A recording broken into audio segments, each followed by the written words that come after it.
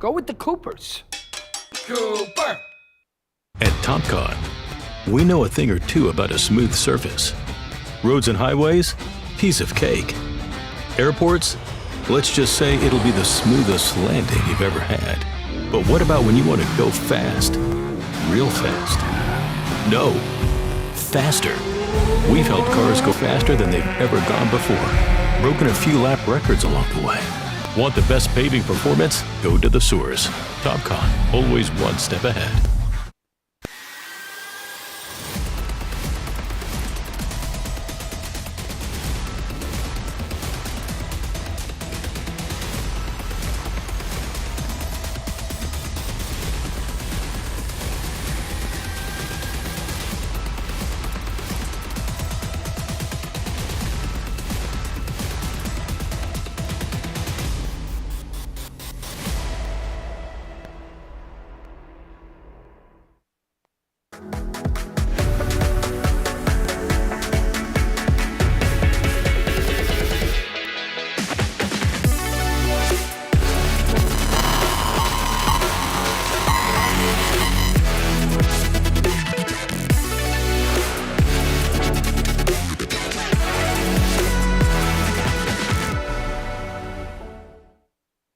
Karting and motorsport enthusiasts, Lucas Oil School of Racing is America's #1 Formula Car race school. Enjoy modern paddle shifters, pit speed limiter, and onboard video along with integrated data systems. Get started today with our 2-day basic or advanced course. Lucas Oil School of Racing is the official school of the Road to Indy. We can also qualify you for your SCCA license. Get started today by visiting us at www.lucasraceschool.com.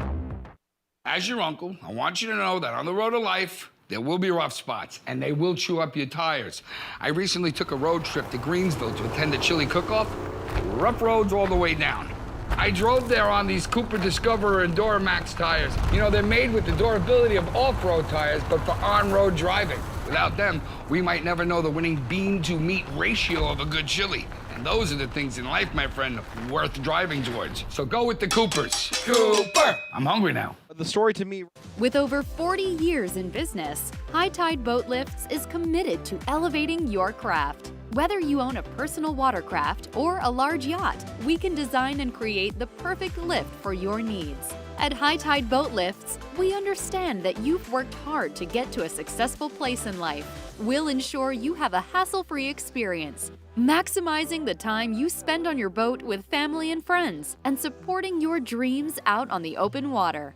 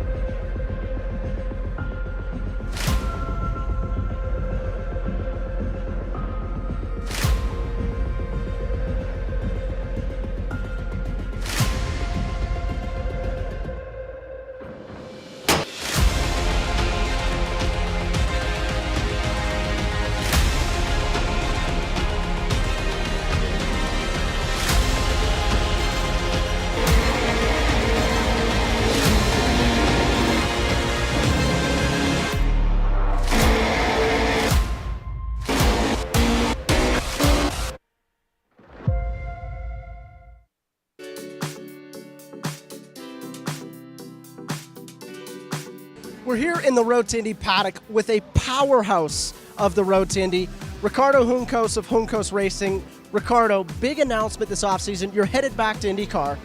Take us through that. Yeah, obviously it's one of the biggest announcements that we made, obviously in my life for sure. But then since we come into IndyCar in 17, that's what we was trying to do in the last 5 years. So now we are going to IndyCar in the way I was dreaming about, kind of more proper way in a sense. Very excited times. At the same time, this is our 13th consecutive season in Road to Indy with the Indy Pro. So we want to make sure, if anything, the whole program just get benefit from this. That's fantastic. Obviously, Brad Hollinger, he was a former investor in Williams F1 team. How does that feel for you going into the offseason? That just fills up your war chest. Yeah, I think he's good. I mean, I think he's a perfect fit for us, and we get along really well. He's fanatic of motor racing. He's obviously all his story for him and be by one of the Williams F1 owners. That's actually, wow, like huge. So obviously it's a lot for me to learn from him as well. So now he's going to be a plus, right? Someone that we will have proper budget to do developments in IndyCar to make sure that we can continue. We have a path, we have a program that is consistent, is predictable.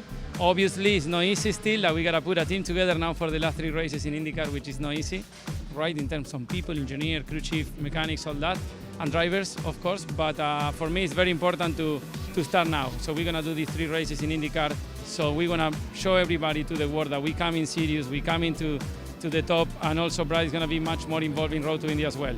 We want to make sure we don't leave proper talent, someone like you actually, with a lot of talent, Victor Franzoni, Peter Dempsey, I mean, coming many with the talent but no money behind, right? So we want to create a system inside the team that develop the drivers in a proper way, the way we believe is proper, and that's good as well, you know. I want to make sure we finish in a strong note this year, and now we have time to prep everything properly the way I wanted, Indy Pro, Indy Lights, and IndyCar for 2022.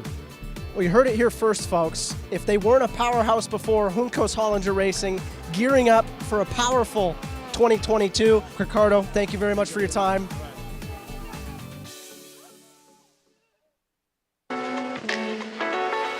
I think the best way to get to the bottom of how Cooper Tires is activating on the road to Indy is to talk with the guy running the show, the development manager, Gavin Johnson. This guy's smart. He designs the tires. Gavin, take me through the process of, you have a tire on the racetrack, now you're putting it on the streets. Yeah, the objectives are obviously quite different. However, the technology is shared to some degree. The material science that we gain an understanding of on the racetrack transfers very nicely to the technology that we have to implement for our road products. That is fantastic. Describe to us how different the tires are from USF 2000 to Indy Lights, and then we can maybe talk about the street tire too to give the fans some insight. Yeah, sure. The whole program is a development series. We're teaching drivers, we're teaching team personnel, we're teaching engineers the art of running a race car and driving a race car. Therefore, the design philosophy at the very lowest level of the US F2000s is to give a very consistent, very stable platform on which the driver can learn. They can make mistakes, they can recover from those mistakes and not be punished by the tyre dropping off or falling out of a window. Likewise, from an engineering perspective, we can make changes to the car and we can gauge a positive or a negative response without it being masked by massive tyre degradation. And then taking that to the streets, obviously our tire, you need it to last, because if it doesn't get to the end of a 30-lap race, it's going to be tough to get 100,000 miles out of it. Take me through the technology specifically that you learn on the road to Indy back to the street cars. There's the great thing about a motorsport program such as this is that behind the scenes we are able to do an enormous amount of simulation and testing, and during that process you have the opportunity to evaluate a huge array of potential materials that you wouldn't necessarily even consider if you weren't given the opportunity to rapidly develop and test product. That feeds through to our road tyre development in a very positive manner. Well, that is a great end to it. It's great to have everybody involved in motorsports, and we thank you for all your work on making our tires last as race car drivers. That means a lot to us.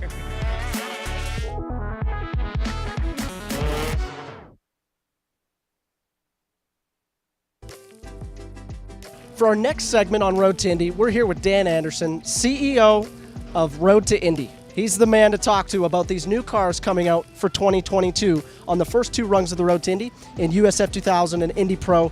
Dan, let's talk about your commitment to safety on the Road to Indy and commitment to long-term cars to come. At the end of the day, we knew this was coming. We knew we had to do it for driver safety. Tatis has designed a brilliant solution to the problem, an upgrade kit to the current car that upgrades all the pieces that were frankly getting lifed out anyway, the tub, the fuel cell, a number of other parts. So we've extended this car for 5 more years, and it's basically a new car. It'll be a USF 22 and an IP 22 designation, and we're really excited about it. Let's talk about the cost effectiveness of this. You know, it's not like you're bringing out a new car. It is a new car, but teams can obviously use parts from last year. Talk about how that's going to help their budgets and help the drivers. Well, yeah, it is essentially a new car in terms of the center core of it. The corners are all reusable, the gearbox, the engine, the front and rear aero pieces, they're all parts of the old car that can carry over. The data system, the dampers, so a lot of the old car is reusable, but the structural integrity of the car is all new. It is a new car in that sense. It's got a new chassis number, so it's a great solution. Instead of spending more than double the money for a brand new car, you've got a car for a reasonable price and another 5 years life. Well, and not only that, as a driver myself, you look at the consumables that a driver has to purchase through a team, you know, front and rear wings throughout the year, spares, gearboxes. It's awesome that that all carries over, and that's just going to help budgets to come on the Road to Indy. That's a good point, because people don't always realize that the team doesn't just have to carry a car. They've got to carry spare wings, they've got to carry spare corners, spare uprights, they have to carry in multiple spare wheels. So all of those spares are still all exactly the same. In terms of a capital investment from a team, it's the least that you could do to get a brand new car, and that translates into lower driver budgets. I think the statement that we've been making as a place that delivers drivers to their career objective, IndyCar, the top rung of the ladder, it's working. Our drivers have not only gone through our program, they've succeeded very well on the IndyCar level, and that proves that the concept works, that the training works, and that if you're a young driver, you come onto this ladder, you have a great shot at a future. Dan, thank you very much for your commitment. We can't wait to see the USF and the IP22 on track next year, and can't wait to see the new talent coming to the Road to Indy.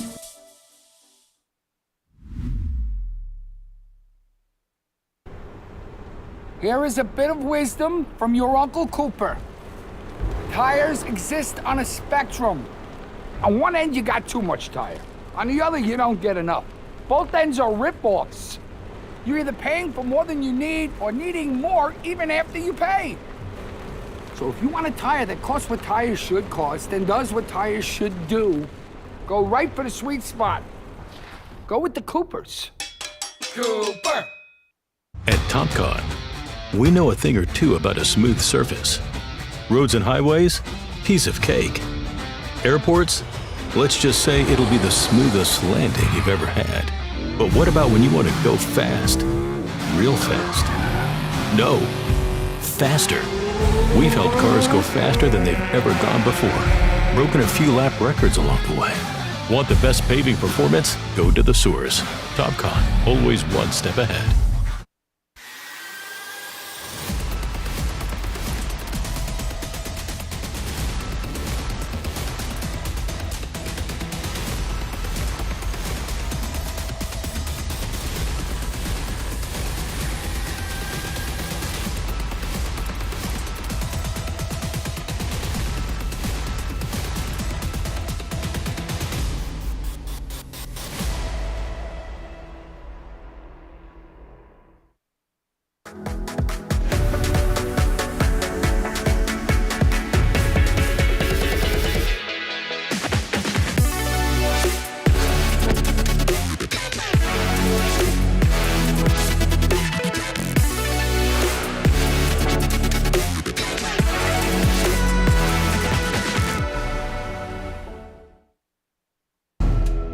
Championship so close you can taste it.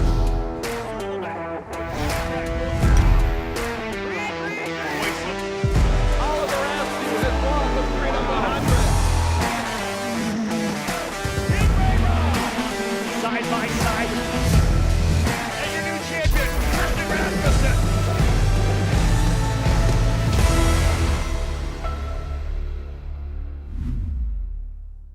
million scholarship to move to the NTT IndyCar Series next year, following in the footsteps of drivers like Pato O'Ward. We have a set of 11 drivers getting ready to go for the front end of the doubleheader. Let's have a look at the grid as they're ready to go racing here this afternoon. 11 drivers, as I said, set to go, starting at the tail of the field in the Carlin Racing number 7 machine, the driver out of Louisiana, the rookie Christian Bogle. Bogle in the 7, starting in 11th. Moving now to row number 5 on the outside. It's the number 51 making his debut in the Indy Lights program. We watched this driver over the last couple of years in USF 2000 and Indy Pro, the runner-up in the Indy Pro 2000 category back in 2019. His debut here with Juncos Racing, Rasmus Lind out of Sweden, the number 51, starting in the 10th position. Inside of that row, the driver from Canada and the U.S., Devlin DeFrancesco, running for Andretti Steinbrenner Autosport in the number 17, the rookie driver starting in 9th. Moving now to row number 4 on the outside, last year's Indy Pro 2000 champion out of Payette, Idaho, in the number 2 for Juncos Racing, the Road to Indy scholarship car. Again, the champion from last year, winning over $700,000 to move up to Indy Lights this year. Stingray Robb in the number 2, starting in the 8th position. 2 drivers making their debuts here this weekend. We talked about Rasmus Lind already, a driver who we watched at Indy Pro 2000 over the last couple of years, a winner, in fact, for D-Force Racing in 2020. It will be Manuel Suleiman, the young driver out of Mexico with the number 59, the driver running for HMD Motorsports. It'll be great to see what Suleiman can do, ideally lining up for a full season in 2022. Moving now to row number 3, a driver who we've seen win races coming up through the ranks in both the USF 2000 and Indy Pro 2000. A couple of pole positions already this year. He's had a really strong second half. Daniel Frost in the Denjet machine for Andretti Autosport, the rookie in the 68 out of Singapore, starting in the 6th position. Inside of row number 3 right now, driver to Mount Kisco, New York, a winner a couple years ago at the Indianapolis Motor Speedway. In the number 27 machine for Andretti Autosport, it's Robert McGinnis. McGinnis in the 27, starting in 5th. We'll go now to row number 2 on the outside. Driver, 2nd place in points, had a really strong mid-season run, winning 5 of 6 races. Again, this championship unbelievably tight. Starting in the 4th position for Andretti Autosport, the champion of Indy Pro 2000 and 2019, Kyle Kirkwood from Jupiter, Florida. Kirkwood in the 28 for Andretti, starting 4th.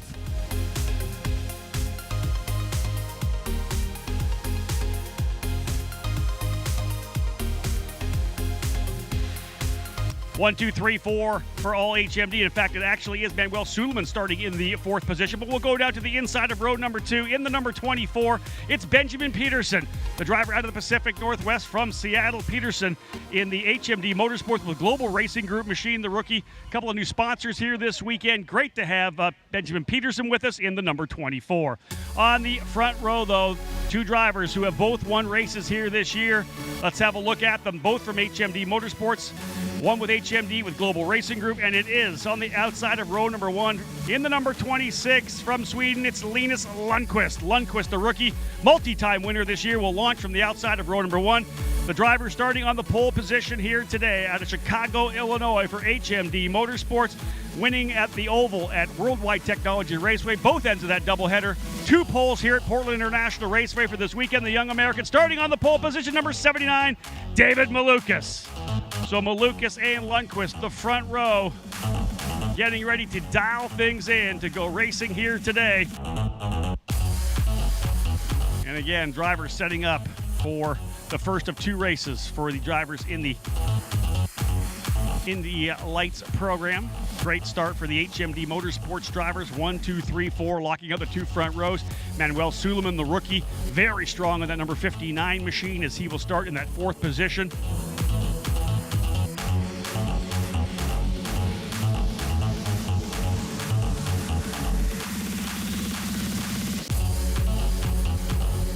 Getting set to fire things up here again. 11 drivers ready to fire up their 450 horsepower engines. Being told right now by IndyCar Control that a track inspection right now, we have some of our crew out on making sure the track is in good shape and ready to go. We do that occasionally over the start of these races just to make sure that the track has been clean. Of course, IndyCar wrapping up their qualifying session here just a couple of moments ago. And again, every one of the drivers here on the grid right now looking to try to take that next step, that final jump Again, following in the footsteps of the Pato Awards, Colton Herta, Felix Rosenquist, Jack Harvey, Renus VK, who's, of course, celebrating a birthday here this weekend. Renus, a winner here 2 years ago in the Indy Lights program.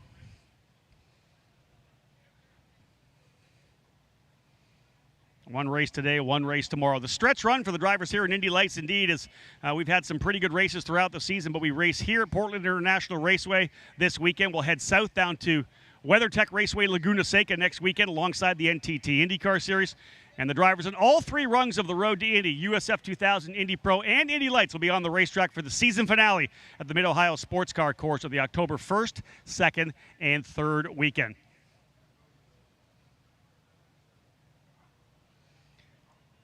Drivers had qualifying for the second race earlier today, and David Malukas, another strong run there as well. Linus Lundqvist second. Benjamin Peterson in third. Top three, the same in both sessions. We'll see how things shake out when we go racing. The opening corner, always exciting here. Again, still on a hold right now from IndyCar Control as we make sure this track is dialed in. I will say this, absolutely beautiful weather, and for those of you IndyCar fans and Indy Lights fans who have come to join us here this weekend, we are thrilled to be back here in Portland, obviously not making the trek here last season, so good to be back here at this fantastic racetrack, an iconic one for sure at Portland International. Gorgeous day, too. We've had some pretty warm ones throughout the middle of the season. Temperatures in the mid-90s, high humidity. It was a tough weekend at Worldwide Technology Raceway at Gateway. Very, very warm and unbelievably humid as well, similar to the event that the Road to Indy had at New Jersey Motorsports Park just a couple of weeks ago when USF 2000 and Indy Pro were on track. Drivers in that Indy Pro 2000 championship vying for the title worth over $700,000 to make the move to Indy Lights in 2022. A good battle there between Christian Rasmussen and Braden Eves. And of course, the champion of this particular series, Indy Lights, the scholarship worth $1.25 million. 3 races in the NTT IndyCar Series next year, including a bid to start in the Indianapolis 500. So again, David Malukas on the pole alongside the number 26 of Linus Lundqvist. Then it's Benjamin Peterson and Manuel Suleiman on row number 2. Kyle Kirkwood in the battle back there in the 5th position.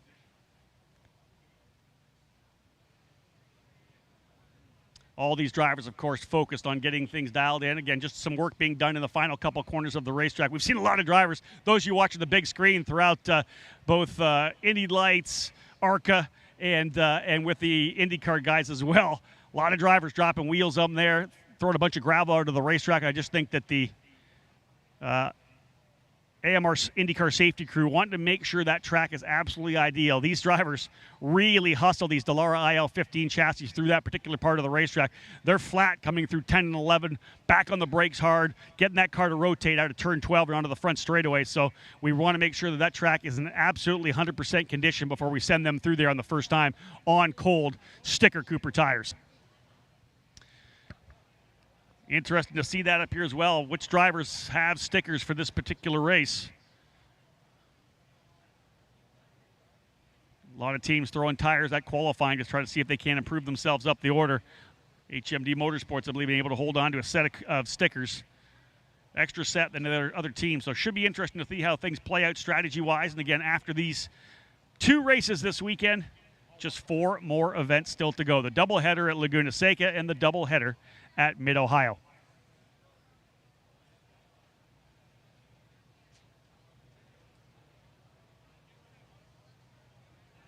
Always exciting to get back to the event here at Portland because we've seen so many of our really top young drivers come through here in Indy Lights. If you're a race fan who's been coming out here for the last couple of years, you remember seeing the great fights with Colton Herta and Pato Award, the Oliver Askew and Renus VK battle. All 4 of those drivers, of course, in the NTT IndyCar Series event here this weekend. Great to see Oliver Askew, of course, back with Ray Hall, Letterman, Lanigan Racing for this particular weekend and the remainder of the season. This is where the future stars come from. This is like going to a Major League Baseball game and getting to watch a AAA game before the Major League players roll out. These are the future stars of the NTT IndyCar Series.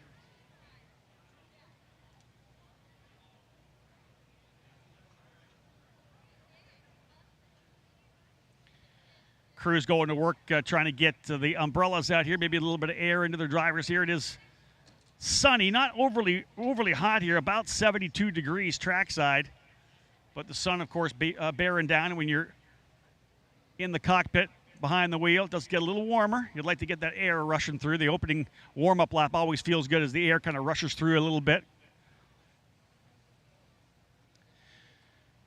If you're a Pacific Northwest racing fan, your first opportunity to see our Indy Lights cars with the halo on as well.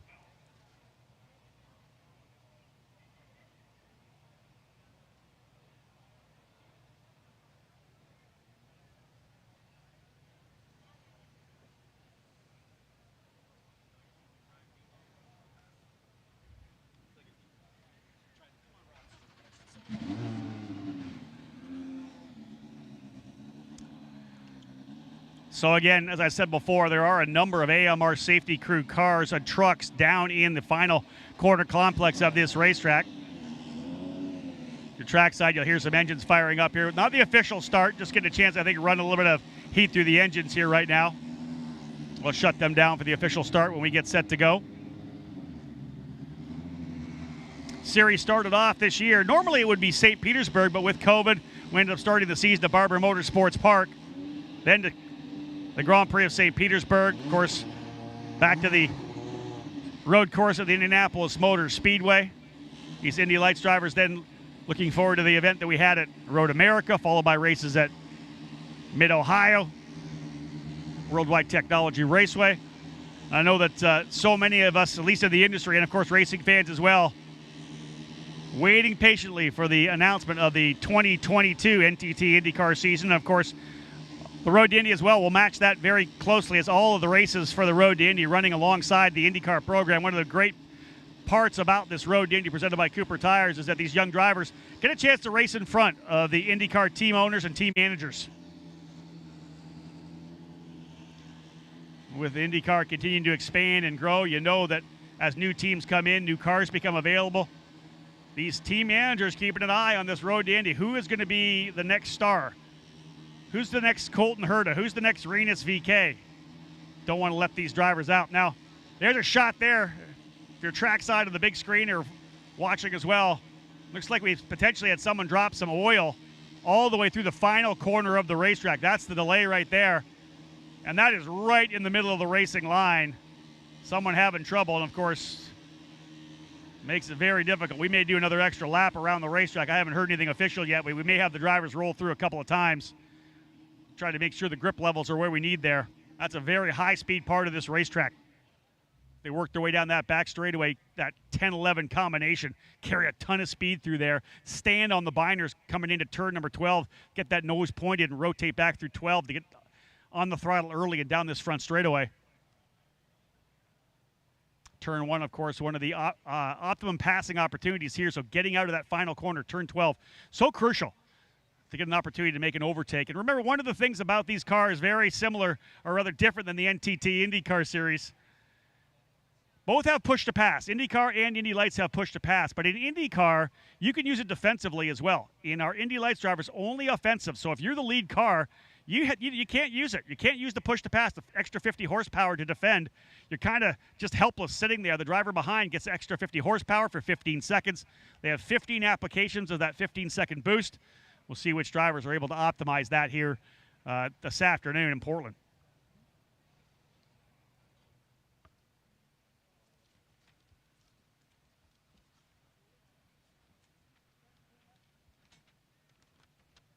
So once again, David Maluka starting on the pole position, a 103.774, his fast time. Behind him by under a tenth of a second, Linus Lundqvist in the number 26. Benjamin Peterson in the 24. Manuel Suleiman in the 59 will be on row 2. Kyle Kirkwood and his teammate Robert McGinnis from Andretti Autosport on row number 3, 5th and 6th. Kirkwood in the 28, McGinnis in the 27. Daniel Frost in the 68 starting in 7th spot. Devlin DeFrancesco in the 17 and 8th. DeFrancesco, runner-up last year in the Indy Pro 2000 program. Like many of the drivers, they were set to go racing Indy Lights last year, but this program just didn't quite have the numbers, so we put the series on hiatus for 1 year. Obviously came storming back with 13 entries this year. We expect 15 to 17 in 2022, but Devlin DeFrancesco didn't want to just sit on the sidelines, decided to run Indy Pro 2000 with Andretti Steinbrenner and had a really strong season. in Indy Pro 2000, was able to win at Worldwide Technology Raceway, came home second in the points behind Stingray Robb, who will start in the 10th spot alongside the rookie Rasmus Lint, and of course 11th Christian Bogle in the number 7. Last time Bogle raced here was in the USF 2000 car back in 2019, so you're talking about triple the horsepower and probably triple the downforce as well. It's been a big jump for Christian Bogle, but doing a tremendous job so far here this year as a rookie in Indy Lights.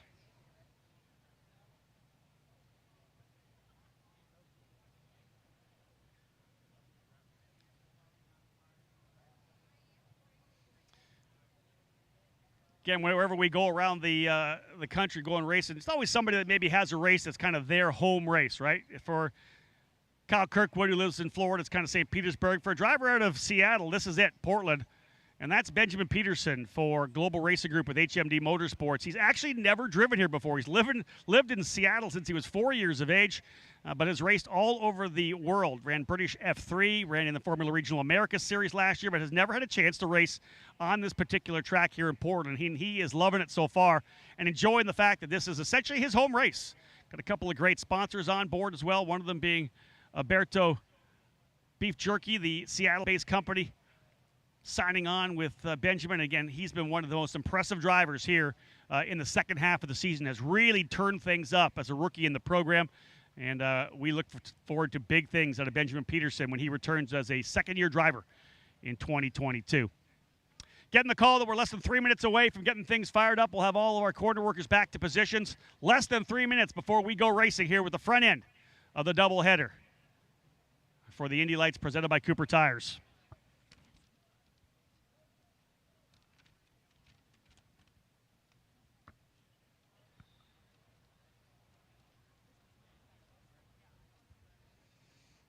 Indy Lights, of course, back on the racetrack again tomorrow for the second race. And again, it is the stretch run. So tight here in the championship. Just about 5 points, I believe, separate first and second. So many points still on offer through to the final race of the season at Mid-Ohio. That's $1.25 million up for grabs to see which driver is going to take that scholarship to the NTT IndyCar Series in 2022. Starting on the pole position, crucial here, though. All you got to do is get through the opening corner. That's really the crucial deal, right? Get through cleanly.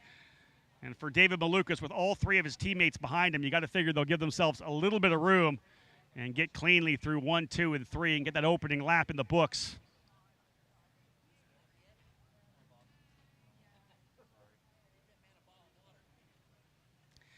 David Malukas, fun to watch him come through the ranks over the last number of years. Did a sporadic program in USF 2000 before moving to Indy Pro 2000, where he was able to score his first Road to Indy victory at Road America a number of years ago. Had a good freshman season in Indy Lights back in 2019. Had a big wreck, actually, at the Indianapolis Motor Speedway in the Freedom 100, but bounced back from that and really has been on the upward swing ever since.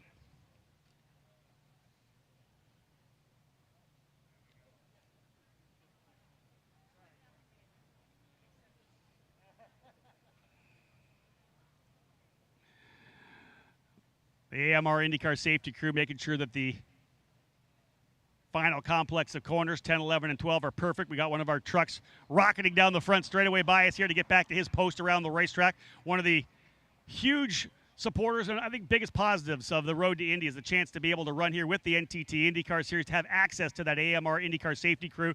They know our drivers, they know our cars, and I think any of you who have been trackside for a race or watched it on TV, you know how quickly they get to an incident scene, and that is very comforting to all of us in the Road to Indy family, knowing that any incident that happens is going to have that safety crew on the scene in just a second.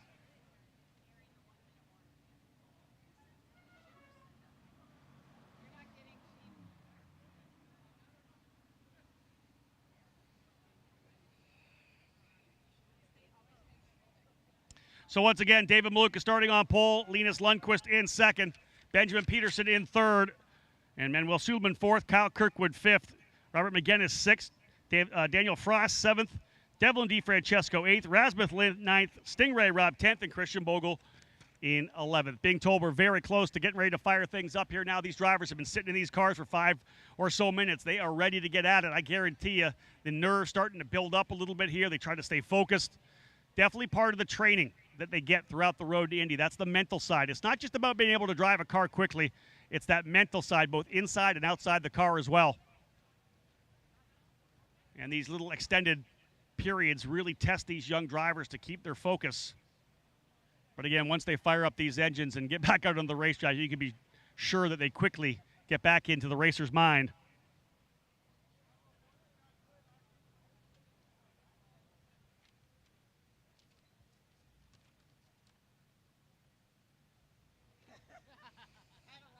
.30-lap race for these drivers here, and again, the doubleheader this weekend.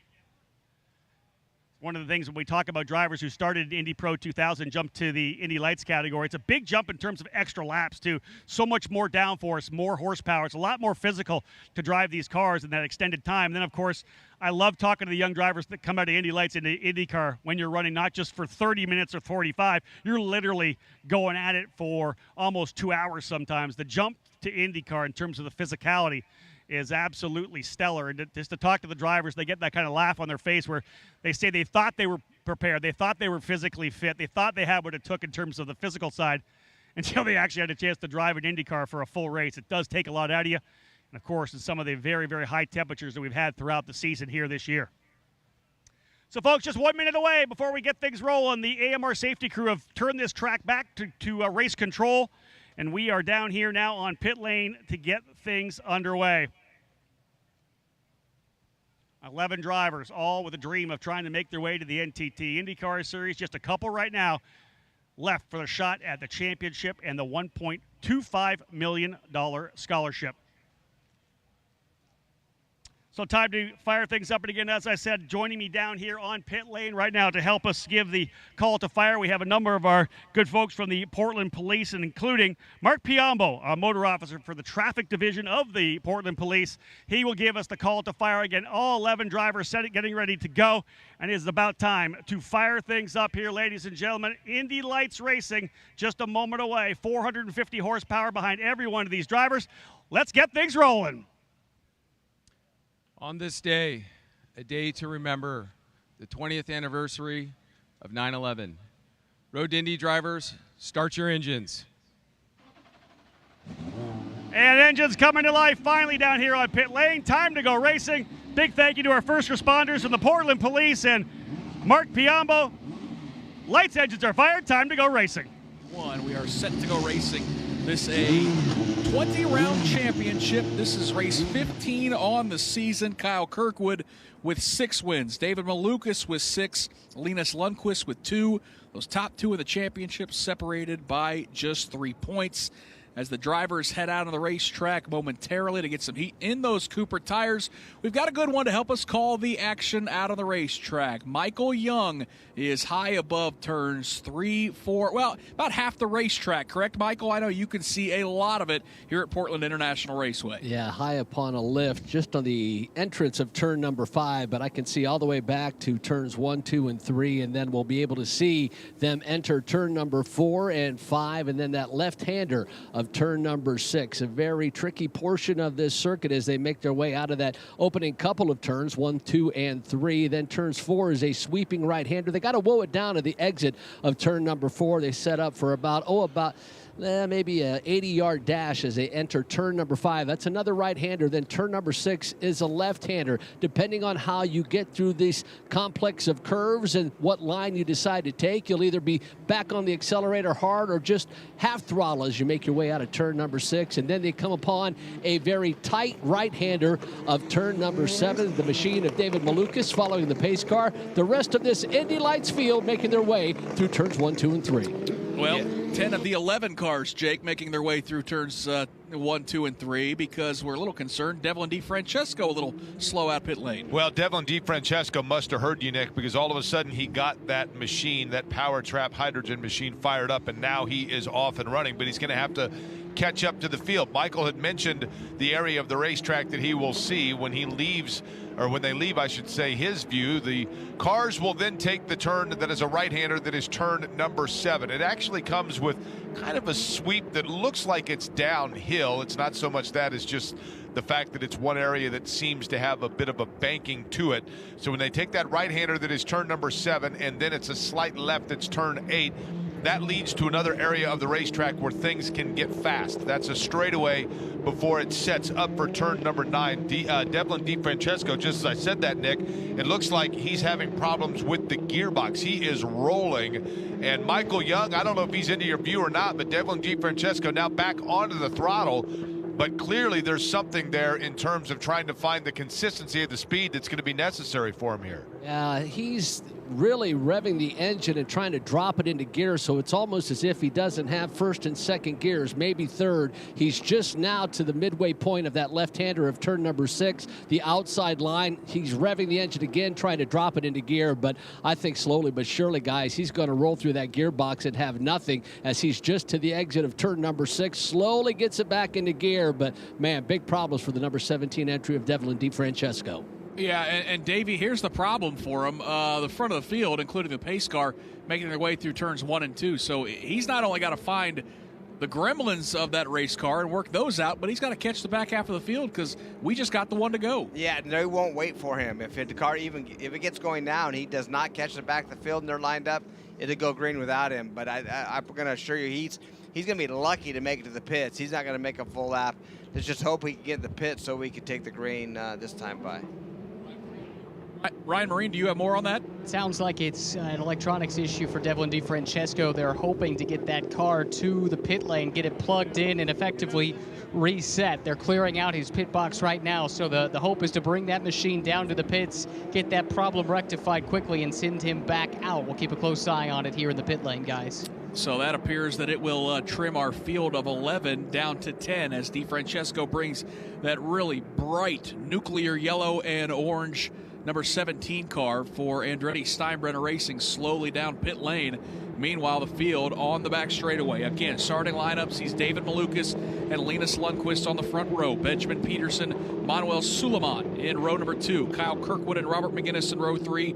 Daniel Frost in row 4 to the inside. He'll now be joined by Rasmus Lind as Devlin DeFrancesco sits on pit lane. Final 2 starters, Stingray Robb and Christian Bogle. Out of turn number 12. Pace car pulls off and hits pit lane. It is time to go racing for 30 laps or 50 minutes. It's the Indy Light Series presented by Cooper Tires, and we are green from Portland International Raceway. It's a great jump for Malukas as Lundqvist ducks right in line, but he's going to be aggressive, jumping to the inside. In fact, he'll take the top spot. Benjamin Peterson goes through the runoff. In fact, half the field snakes their way through. Michael Young, it looks like Peterson's going to be the first one to turn number 4. Yeah, but I'm not quite sure they're going to let him make that move as Peterson had to use that runoff. It's Malukas, then Lundqvist, then it's the machine of Manuel Suleiman. That's 1, 2, 3, but Peterson looking like he's checking up ever so slightly, and it looks again like we might be under caution, Nick. It's just a big gaggle of mess down here in turn 7. It is a full course caution indeed, and that means that we're going to sort things out. As the field had worked their way into turn number 7, they started to get just a little bit dicey once again.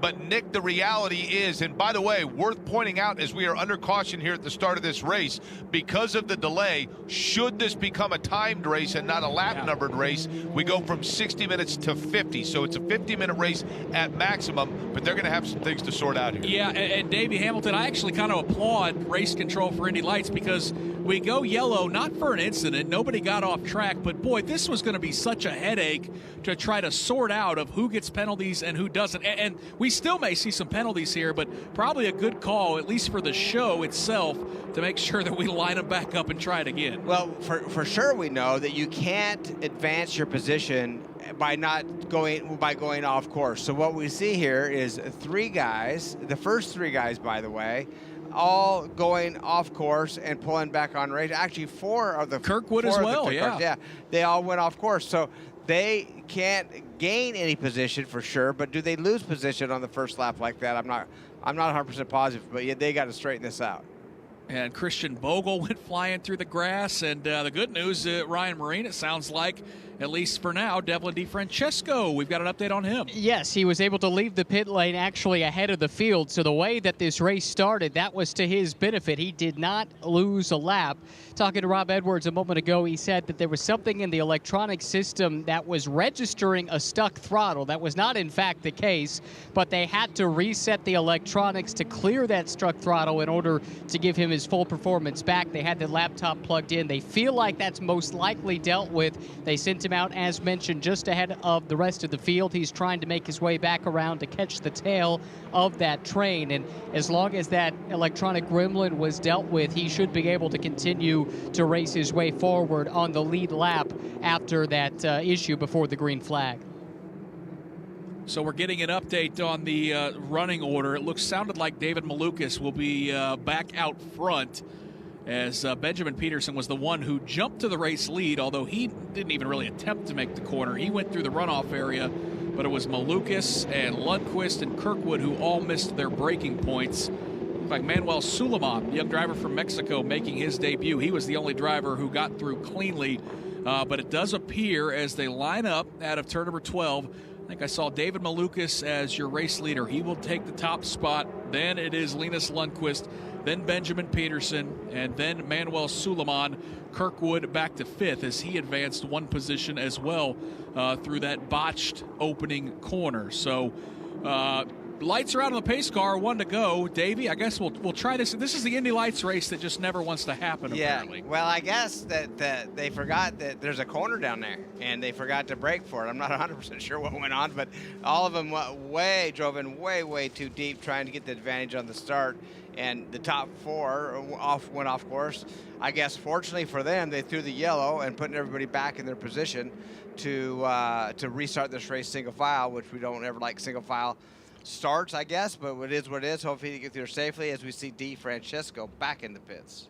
Yep, and they are working on that car as we speak, so he did fall down a lap.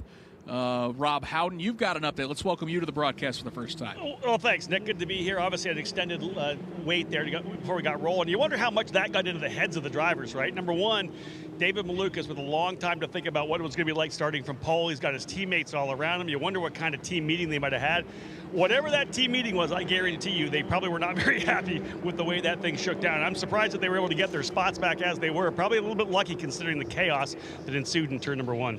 Yeah, I mean, all told, as Davey kind of pointed out, I mean, they this HMD Global Racing Group, they come out on the nice end because they're still 1 through 4, and now they don't have to go side by side. So certainly not suggesting that was the plan, but it certainly just seemed like every one of those drivers in the first couple rows were so hesitant to avoid possible contact at the beginning of the race, as turn 1 here at Portland oftentimes has been hairy, not just in Indy Lights, but in the IndyCar Series as well. So we will try it again. 2 laps in the books. The clock is ticking. It is David Malukas, your pole sitter. He'll lead a single file line of cars out of turn number 12, and hopefully we will get this race started. Malukas accelerates. He's got a nice little gap across the start-finish line by about 2 or 3 car lengths over Lundqvist. Suleiman's looking racy. He pops to the inside to try to get around Benjamin Peterson. Might have been more just to defend from Kyle Kirkwood, but they'll stay single file. It's Kyle Kirkwood, your race leader, over Lundqvist out of turn number 3. Field makes their way through turn number 4 now. We see David Malukas in that 79. Right behind him, the machine of Linus Lundqvist. Then it's Benjamin Peterson, and right behind him we saw Manuel Suleiman, who tried to make that charge early, but it is David Malukas. He hits those brakes for that right-hander of turn number 7. 2 car length advantage for David Malukas. Yeah, stays at 2 car lengths between turn 7 and 8 as the field a little bit conservative, working their way out of turn number 8. Again, leader is David Malukas, and he has about a 3 car length advantage over Linus Lundqvist, then the same distance back to Peterson. Well, they are hauling the mail through turns 9 and 10. It's a quick little switchback to the left and then back to the right as the field of 10 now, as Devlin DeFrancesco sits on pit lane. Nice and smooth, nice and clean on the opening lap, albeit no passing. David Malukas across the start-finish line to lead lap number 3. It's a 0.6 of a second advantage over Linus Lundqvist. The pair of orange and black cars sitting 2nd and 3rd, Lundqvist and Peterson. They give chase to the Chicago driver, David Malukas, into turn 4. Yeah, David Malukas about a 4 car length advantage over teammate Linus Lundqvist, and then Benjamin Peterson about 3 car lengths behind his teammate of Linus Lundqvist. Manuel Suleiman's there, then Kyle Kirkwood as well. The leader, David Malukas, now hits those brakes. He'll make that right-hander of turn number 7. Still about a 6 car length advantage for David Malukas. Swept it pretty wide through turn number 7, did David Malukas, but it does not cause for any sort of losing ground because he still has now about a 4-car length advantage before you get to Linus Lundqvist. Then it's Peterson running in third, followed by Suleiman. They work their way now through turn number 10. David Malukas of Chicago maintains the lead. And Benjamin Peterson is all over the back of his teammate Linus Lundqvist out of the final corner. Manuel Suleiman did a pretty nice job at the back half of that lap, putting a nice little gap between himself and Kyle Kirkwood. But let's pick up the battle for second. Benjamin Peterson thought about entertaining a peek to the inside. He gets back in line. Those twin orange and black cars. It's Lundqvist first out of turn 3, followed by Peterson by 2 car lengths. Yeah, Peterson thought he'd just skip that turn 1, 2, 3 complex at the start of the race and make things a little bit easier. Penalized, now back in that third position, but all over that rear wing of his teammate Linus Lundqvist. Lundqvist out of turn number 6 in that second position. Now his teammate Benjamin Peterson closes back in 2 car lengths as Peterson takes a look to the inside. Boy, he does take a look, Michael. Peterson is not able to make that move, but he's right on the rear wing. Is he going to make it now through turn number 8?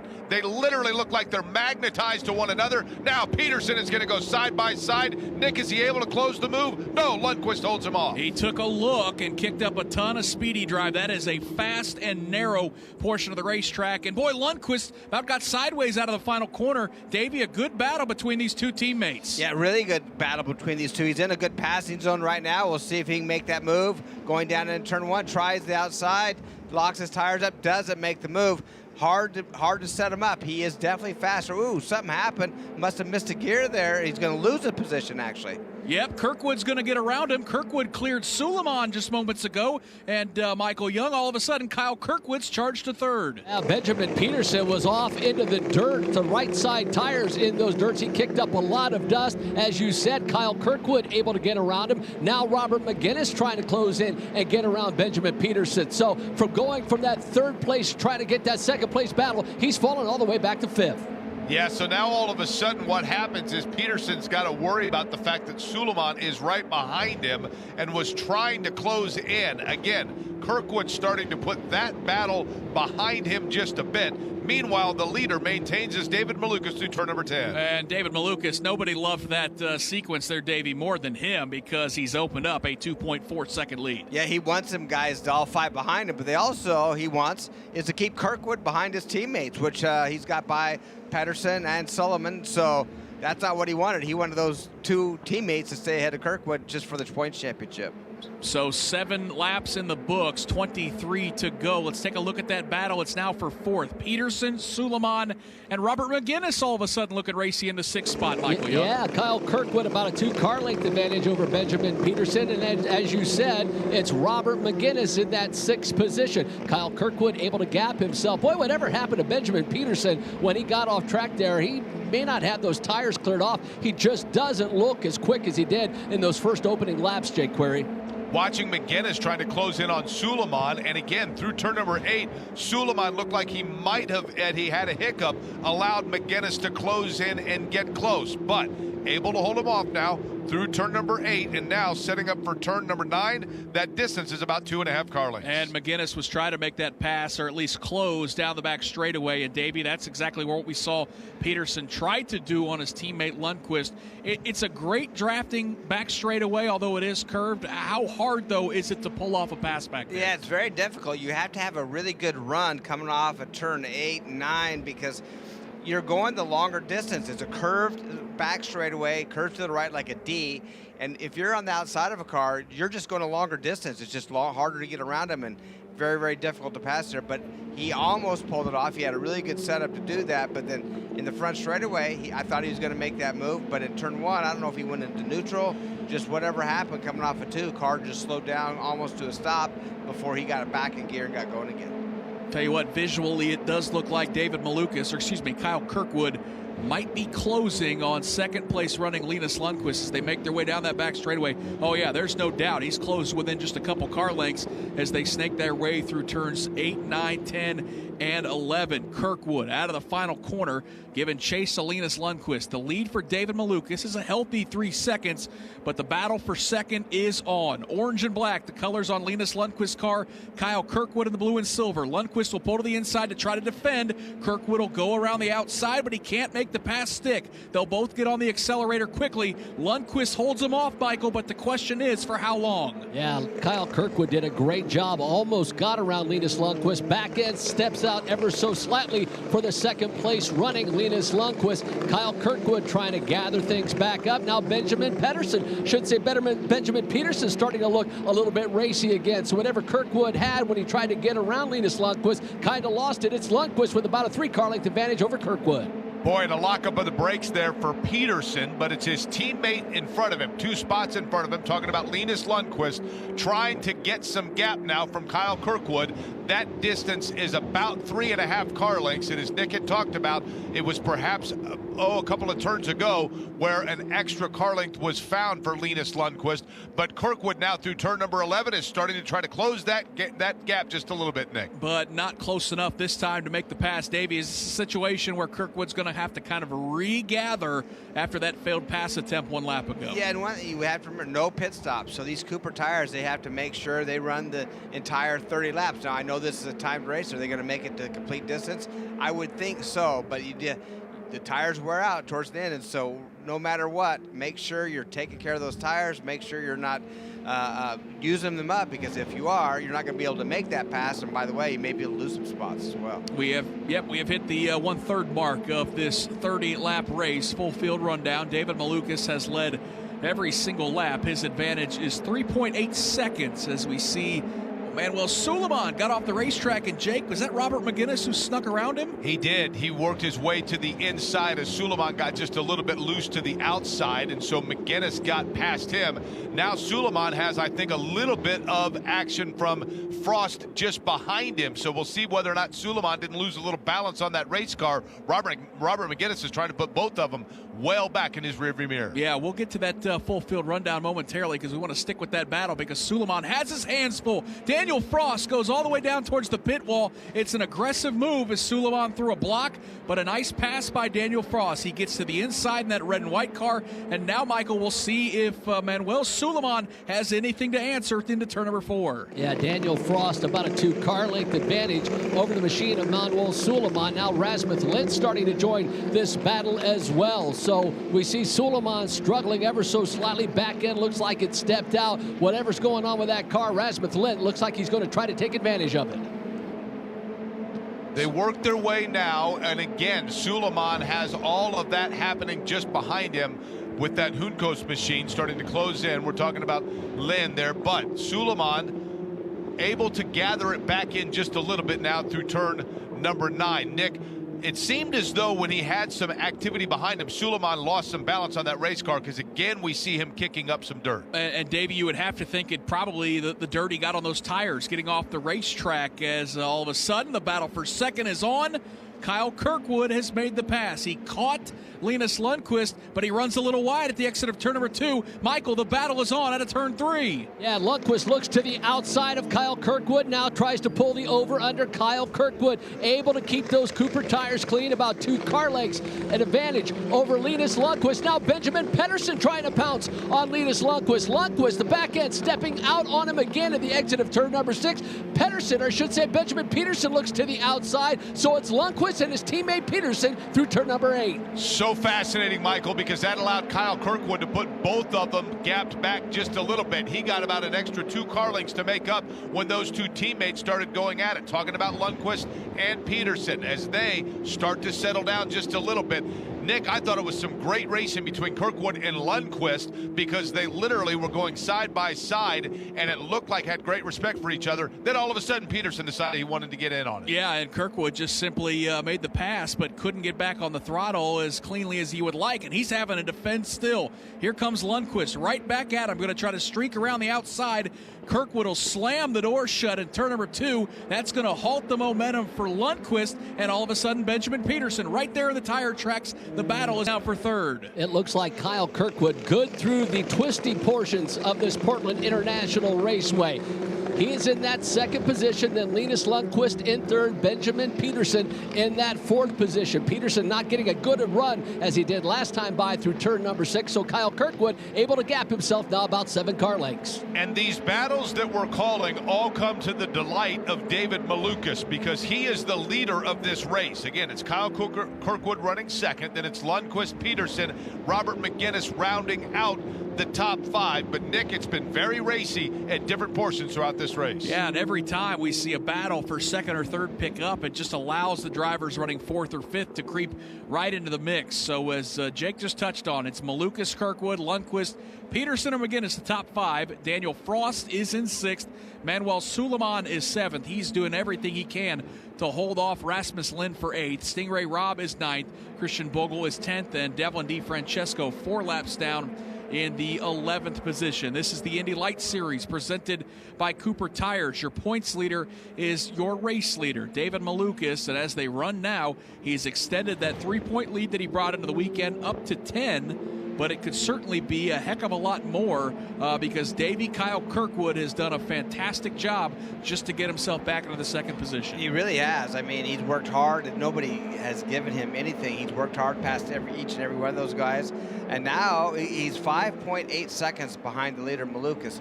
But the lap times are almost identical, so he's staying with him to see if he can catch up to him a little bit. And he also pulled about a second ahead of Lundqvist. Peterson seemed to have a little bit of problems. McGinnis is looking fairly strong and in the top 5.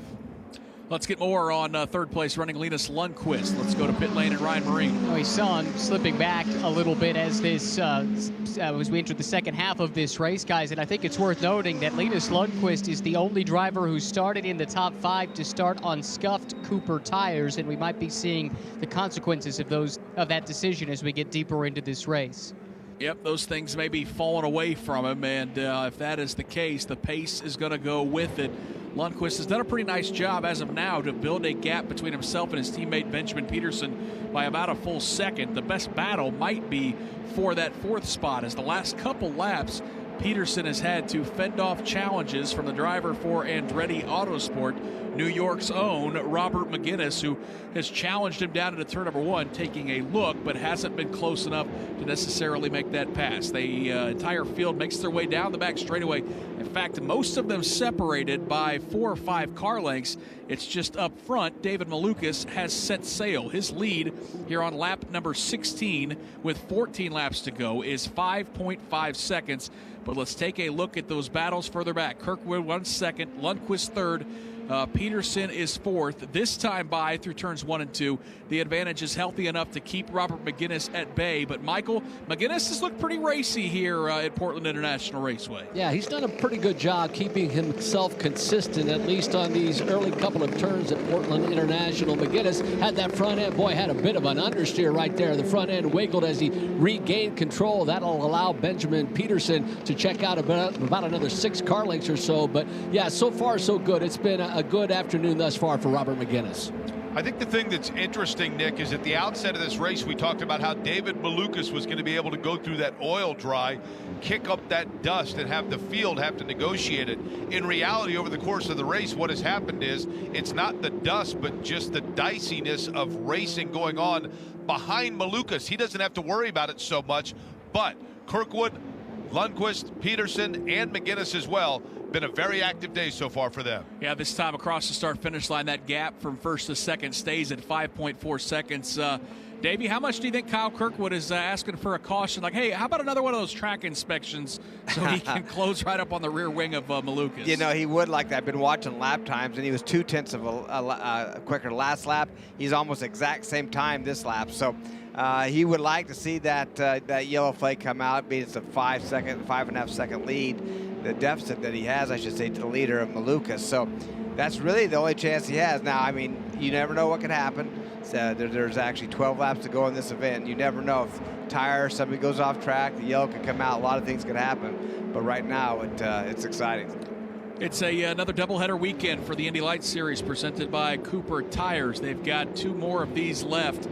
Next weekend, they'll head to WeatherTech Raceway, Laguna Seca, where once again they will be joined by IndyCar. And then a standalone weekend for the Indy Lights Series presented by Cooper Tires at Mid-Ohio, where they will crown a champion. And if things hold strong to what we have seen so far, very good chance that David Malukas and Kyle Kirkwood will both have a chance at that title heading into that final race weekend. Right now, Malukas' lead over Kirkwood is 10 points. It is 5.3 seconds the gap on the racetrack, and really no surprise to see the three drivers that run 1, 2, 3 out there on the racetrack right now. Malukas, Kirkwood, and Lundqvist.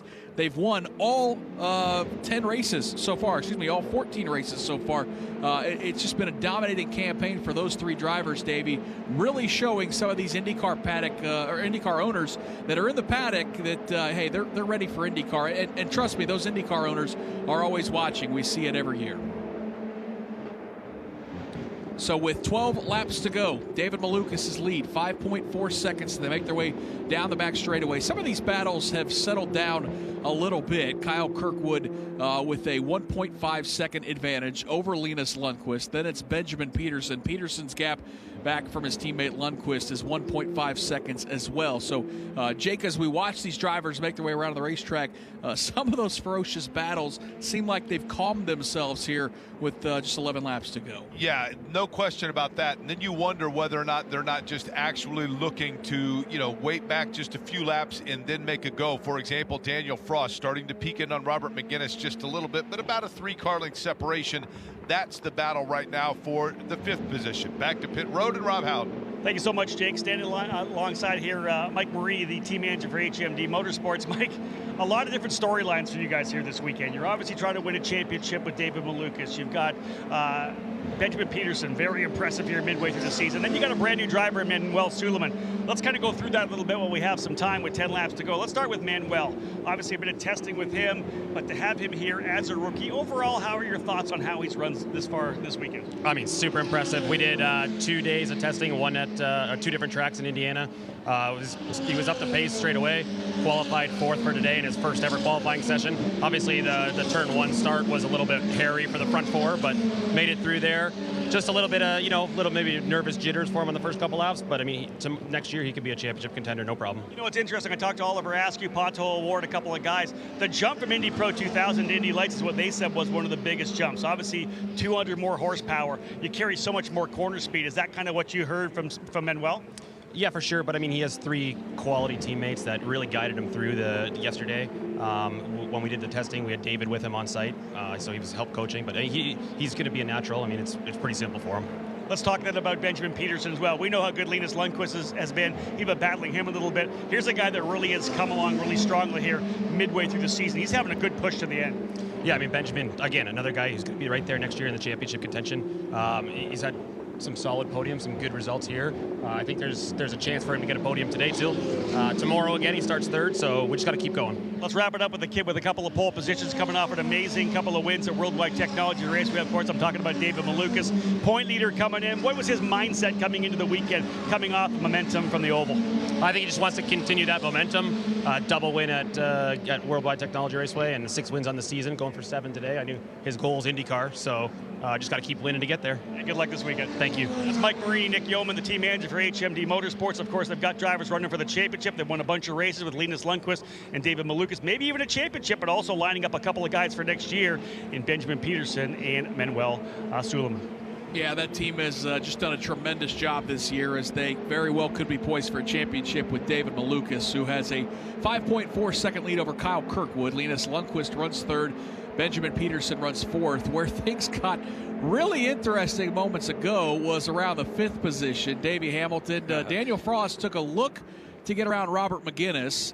Couldn't complete the pass, but where it got really interesting was when he tried to re-enter the racetrack. Yeah, so it was down in turn 1, and he did what you're supposed to do. When you overshoot the track like that, I think that you're supposed to go through the actual blocked off runoff area. So he turned back to go through that, lost a lot of momentum. When he came back on the racetrack, came right in between. I think Rob, Lindeth, and Suleiman were all right there. It was pretty interesting, actually, between those guys. Looked like it could have been a high speed into a low speed accident, or vice versa. And that part of the racetrack, Davey, I mean, we saw during IndyCar practice, I mean, it's the exit of turns 1 and 2, but also that entrance for the IndyCar drivers when they're doing live pit stops. Not a lot of places where you can just get out of the way here at Portland International. Yeah, it makes it so interesting, especially if you come out of a pit stop with the IndyCar side of it, and their guys are 2 or 3 wide coming on that front straightaway.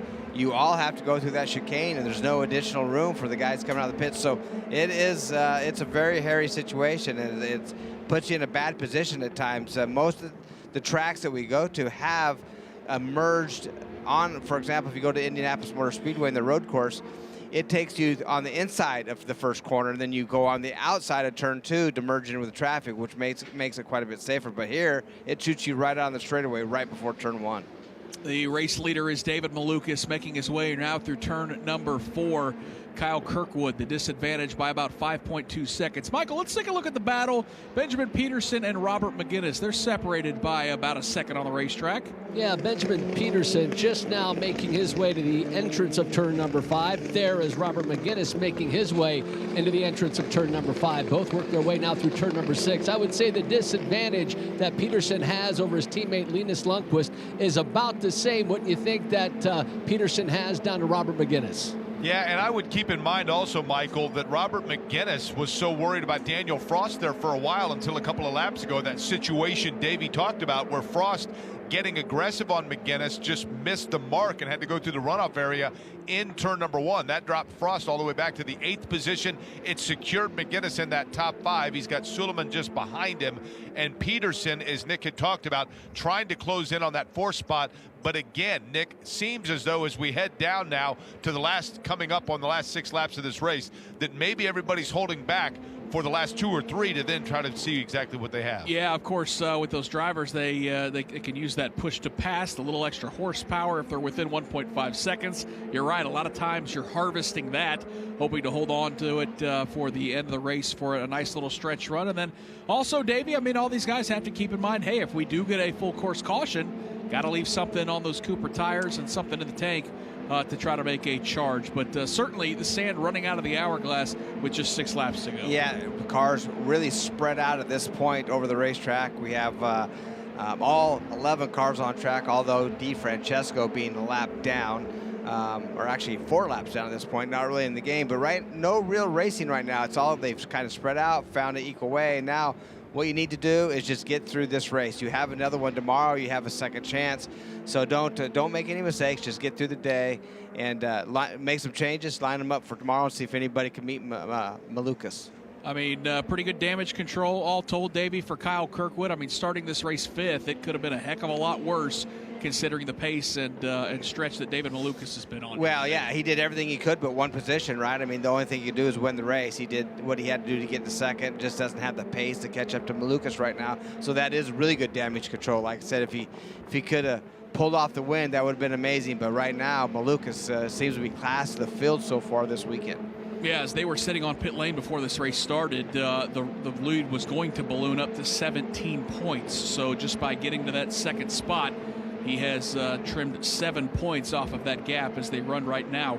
Malukas at just a 10-point advantage. And the reality is, Davey, I mean, with these doubleheader weekends, there's a lot of racing still to go. I mean, IndyCar Series, we're down to the final 3, but even after today, these lights drivers still 5 more opportunities to go for race wins and carve out this championship. So that 10-point disadvantage for Kyle Kirkwood, boy, he can erase that pretty quickly to just be stout in one of these races. Yeah, there's plenty of time left, and you got if I'm HMD and Malukas, I would have to think the last race of the season, Mid-Ohio, who's been dominant there and won like the last 6 or 7 races that he's been there? Kirkwood, the guy that's in second place, hounding you down. So you really better hope you have a nice lead going into Mid-Ohio, because so far Kirkwood's been the dominant car at that racetrack.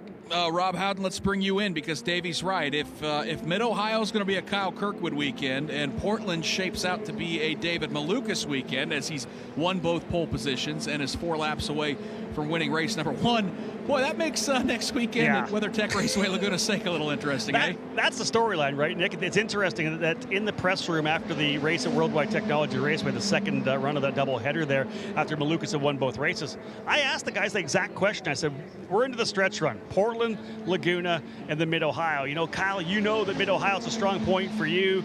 And, of course, nobody's tested at Portland.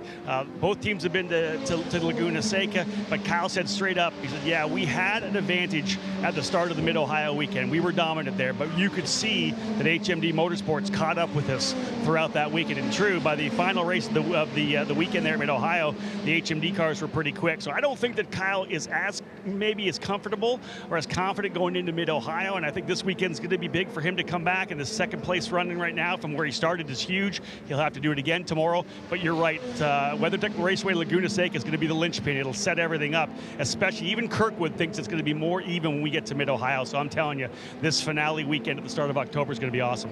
Yeah, it's going to go right down to the wire. I mean, it has felt like it all season long, and it has proven to be true. And Davey, let's be honest, it may not necessarily be who scores the most race wins. It may be the guy that avoids that race championship cratering mistake. I mean, these two have been remarkably consistent. Malukas, if he can hold on to win this race, is going to be on the podium for the 6th straight time. Kyle Kirkwood, if he can hold on to this second spot, he'll have 8 podiums in the last 9 races. Yeah. So these two have avoided the mistakes that throw away points. And as you look at those final 5 races after today, maybe that's where this championship is not necessarily won, but where it's thrown away by somebody. Yeah, and that you have to be aggressive. You have to be fast. And I'm talking about Malukas and Kirkwood especially, because it's really coming down between those two guys. But you have to carry speed. Be cautious, be safe, but you have to be fast. You have to try to win races, but the mistake-free. If one of these kids make a mistake, that could be the end of it. Hey, you know what I love, guys? This is cool for the last couple of years. You think about what we've delivered to the NTT IndyCar Series and what we've got coming. A couple of years ago, it was Pato O'Ward versus Colton Herta. And then it's Rinus VeeKay versus Oliver Askew. Now it's David Malukas versus Kyle Kirkwood. The talent that we've been pushing out the top end of this Indy Lights and this Road to Indy program has been unbelievable. We just got more and more rivalries that we're going to see over the next number of years in the NTT IndyCar Series. The future most definitely bright. White flag is in the air for Chicago, Illinois' David Malukas as he takes it nice and easy, smooth through turn number 1. The advantage 5.6 seconds. Michael Young, it has been a nice, smooth Saturday afternoon drive for David Malukas. Boy, he has looked fantastic from the start of this race until the very end. David Malukas making his way through turn number 5, same line he has made the last 29 laps. David Malukas now exits turn number 6, sets up for turn number 7. The Midwest boy flying high in the Pacific Northwest. Keep and take nothing away from David Malukas in the fact that he just kept on, as you talked about, hitting those marks for all those 29 laps while letting melee take place behind him. But Nick Yeoman, the reality is, as Michael had talked about, he had to go through and have a sunshine day in the Pacific Northwest. He's just a couple of laps away from completing it here in Portland. Help bring home David Malukas. Yeah, winning championships is all about finding momentum at the right time. He swept the weekend at Worldwide Technology Raceway. He'll start the weekend in Portland with a race win. David Malukas across the start-finish line. He scores the victory in the Cooper Tires Indy Lights Grand Prix of Portland, race number 1. The winning advantage is 5.4 seconds over Kyle Kirkwood, who does major damage control. He'll keep the points deficit at 10 markers. He'll finish in second. Linus Lundqvist with another podium finish as he has found himself in that 3rd spot consistently all year long. Benjamin Peterson, kind of a home race weekend for him. He'll finish in 4th.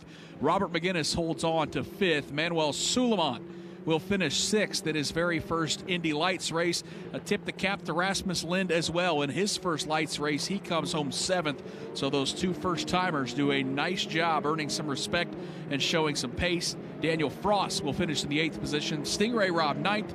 Christian Bogle will finish on the lead lap in 10th.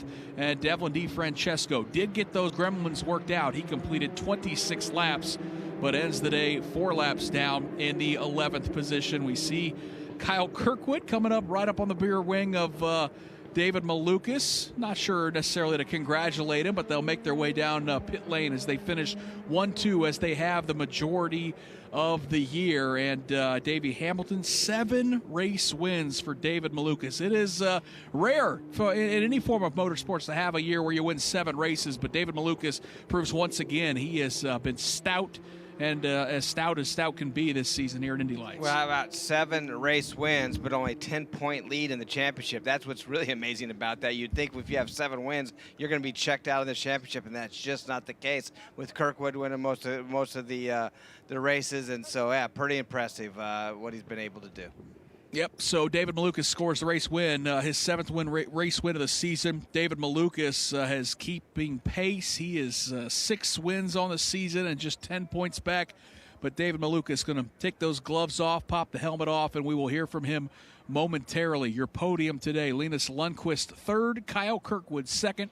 And for the 7th time this season, David Malukas will take home a P1 trophy. Indy Lights back in action, I should say, tomorrow for race number 2 at 1:20 Eastern, 10:20 Pacific time. They're in Grand Prix of Portland land, of Portland, Oregon. And, of course, we're not done on IndyCar Radio. The IndyCar warm-up session coming up here in just a bit as well at 3:15 local, 6:15 Eastern time. About 25 minutes from now, we see a very victorious driver popping out of that race car.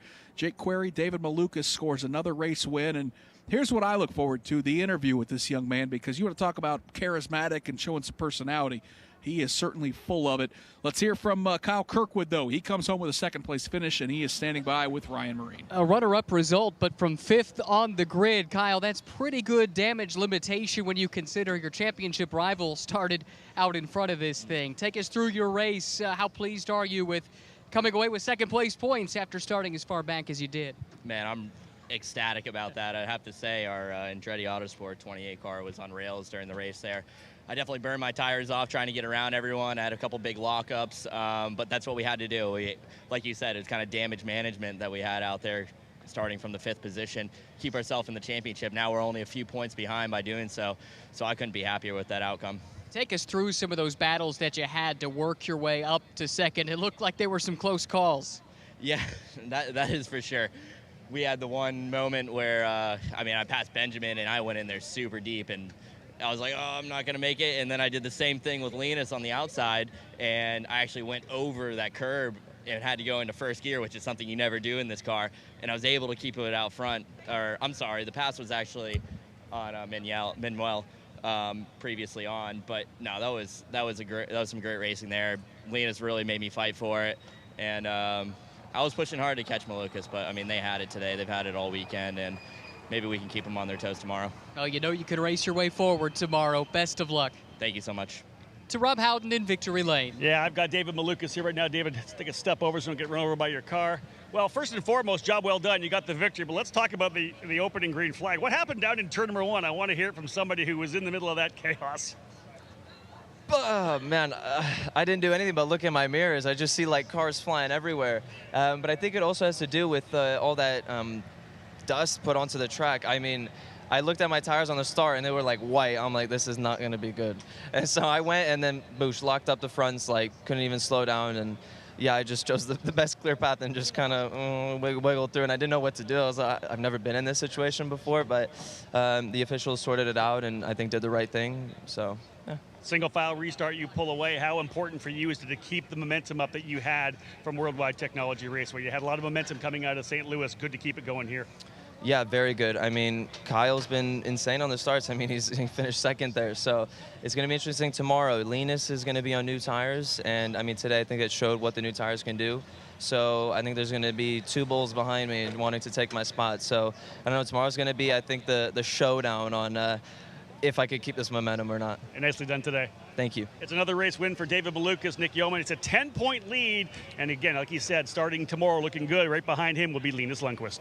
And Linus Lundqvist, Nick, joins me here post-race. He's debriefing here with Kyle Kirkwood. The pair of them had an excellent battle on the racetrack. Linus, you got a big smile on your face. I know you'd like more than to finish 3rd, but you had some good battles, including with Kyle, who you were chatting with a moment ago.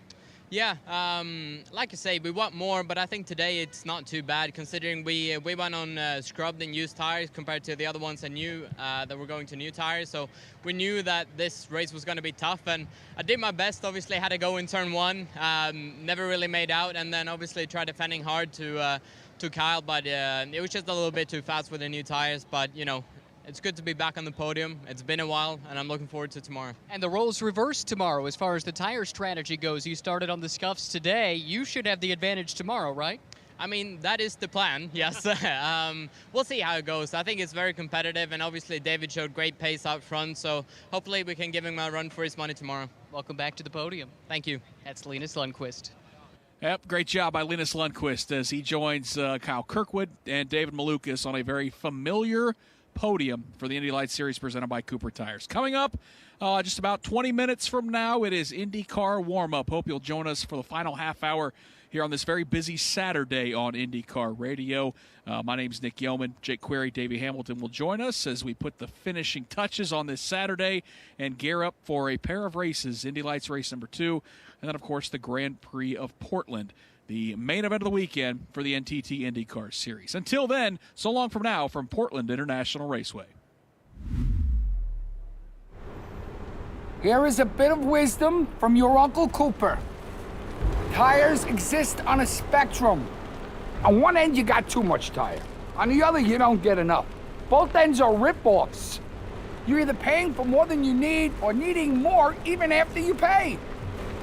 So if you want a tire that costs what tires should cost and does what tires should do, go right for the sweet spot. Go with the Coopers. Cooper! At TopCon, we know a thing or two about a smooth surface. Roads and highways, piece of cake. Airports, let's just say it'll be the smoothest landing you've ever had. But what about when you want to go fast? Real fast? No, faster. We've helped cars go faster than they've ever gone before. Broken a few lap records along the way. Want the best paving performance? Go to the source. TopCon, always one step ahead.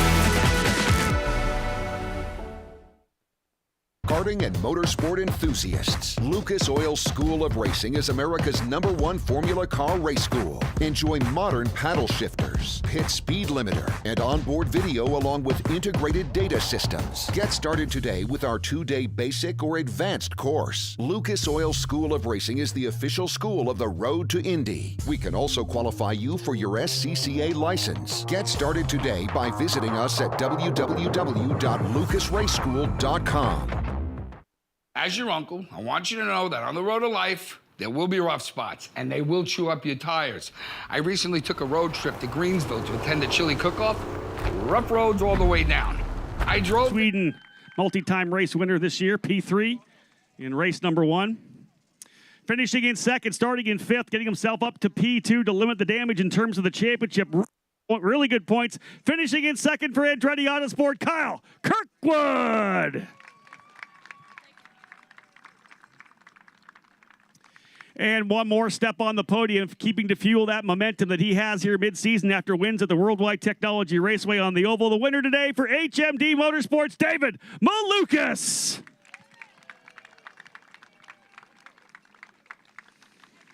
Three talented drivers you're going to see in the NTT IndyCar Series in the next couple of years. Two Americans, David Malukas and Kyle Kirkwood, the Swede, and Linus Lundqvist, part of the Swedish invasion here in the NTT IndyCar Series and the Road to Indy presented by Cooper Tires. Drivers getting a look at their trophies first. A little unique look. I like that. We've got some of our guests as well. We've got some of our first responders from the Portland Police that are going to come up and get a photo op with our drivers, the Kids on Track program here as well. Let's bring our Portland Police up here. Shout out for the first responders, folks in Portland here. Always there in the time of need. Great to have them with us, of course. We had the command to start engines today as well from one of the reps from the Portland Police. Great to have them with us here. They've been hanging out with us in the Road to Indy hospitality area, and thankfully no tickets handed out to our drivers here today because significantly quicker around the track here. These cars, these Indy Lights cars, around 160 miles an hour here. They'll top out at over 200 at the Indianapolis Motor Speedway, but 160 bucketed around this racetrack. Thank you to the first responders. We'll let them exit stage right or left, whatever you want. We've got a great group from the Kids on Track program here this weekend as well. We had a couple of STEM presentations for them in pit lane. We'll bring our Kids on Track up top here as well. They had a chance to talk to some of our Indy Lights drivers and engineers as well. We'll bring them up for a nice photo op for High Tide and the Kids on Track program. We do this at all of our events throughout the Road to Indy, getting kids the opportunity to come and see the races, learn a little bit behind the scenes and some of the engineering and educational opportunities that we have here in this Road to Indy program. Lots of different career opportunities, of course. It's cool to open their eyes about the fact of being a race engineer, race mechanic, whatever it may be. Of course, public relations, you name it. So many different opportunities for careers here in the motorsports world. Champagne, of course, getting ready to fly. I would assume they'll probably try to stay away from their suits. They've got a race again tomorrow, and there's nothing worse than racing with a sticky Champagne suit. So thank you to the Kids on Track. We'll let them exit the stage. Great to have you guys here with us this weekend. Thank you so much. Hope you enjoyed the day.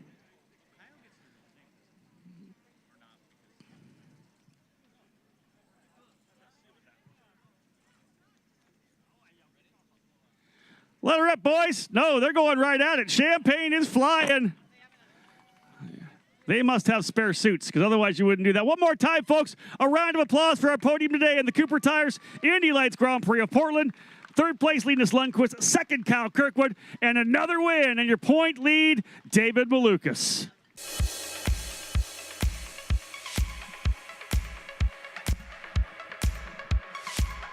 All right, there we go. Champions on. The championship so close.